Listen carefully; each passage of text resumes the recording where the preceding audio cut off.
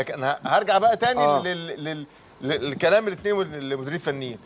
هم لخصوا المباراه. انا هبدا اتكلم عن الحرس لان هتكلم على الفريق اللي لعب النهارده وبذل مجهود وشكله كان احسن باعتراف مستر لازارتي ان هو ما اداش مباراه كويسه النهارده. واحنا اتكلمنا بين الشوطين قلنا الاهلي النهارده قدم مباراه متوسطه مش كويسه. واللي حصل ان الكابتن طارق لعب على ضغط المباريات بتاعت النادي الاهلي وهو قالها واستفاد منها، وده ذكاء مدرب على فكره. طبعا ما تلعب على ضغط مباريات النادي الاهلي كتير قوي ده واستفدت منها. وقلت انا في بين الشوطين قلناها بين الشوطين كلنا ان بدايه الاهلي ما كانتش قويه من بدايه المباراه، ان هو انا عايز هدف بسرعه عشان انا حتى نفسيا وبدنيا استريح، لان طول ما الوقت بيعدي يا كابتن خالد انت بتبقى مضغوط اكتر. الهدف لحظ النادي الاهلي كويس حلو قوي النهارده جه في الوقت الضايع، توقيت ممتاز على الاقل تخرج بين الشوطين غالب 1-0.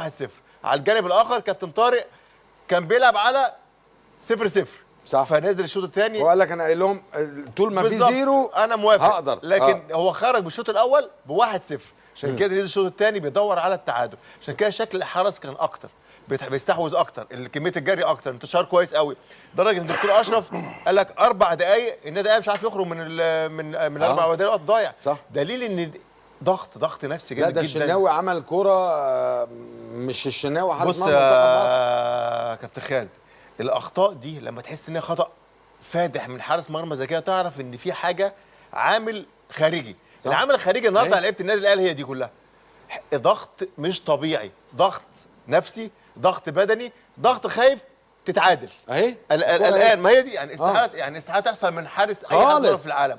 لكن دي كلها بص يا كابتن خالد الكره كلها لازم والخروج اللي والخروج اللي زحلق فيها في قبل دي كمان في واحده خرج بيها الشناوي مش يعني هي المشكله في حاجه ما ينفعش اللي قبلها دي قضيه. ده مخرجينا اساتذه يعني دي اللي قبلها. سعد طبعا عمل تغطيه ممتازه، سعد سمير عمل تغطيه رائعه. يعني لو سعد موجود هنا كانت بهدف التعادل جول. دايما يا كابتن خالد لما تلاقي قرارات غلط تعرف ان في حاجه خارجيه عليك. لعيب الكوره لازم يبقى ذهنه صافي جدا عشان يبدا يفكر، خصوصا حارس المرمى. ودايما طبعا زي الكلام ده لازم حارس المرمى يبقى ذهنه ده صافي جدا. لكن ما بتيجي وقت عليك كده قلق، خوف، ضغط نفسي، ضغط بدني، ضغط انك خايف تتعادل، كل الحاجات اللي احنا شفناها في الاخر دي كلها مؤثرات خارجيه بتيجي عليك. على الجانب الاخر لا، الحرس النهارده عمل مباراه ممتازه هايله. تحيه للعيبه الحرس وتحيه لكابتن طارق وتحيه لكل واحد النهارده ادى في المباراه.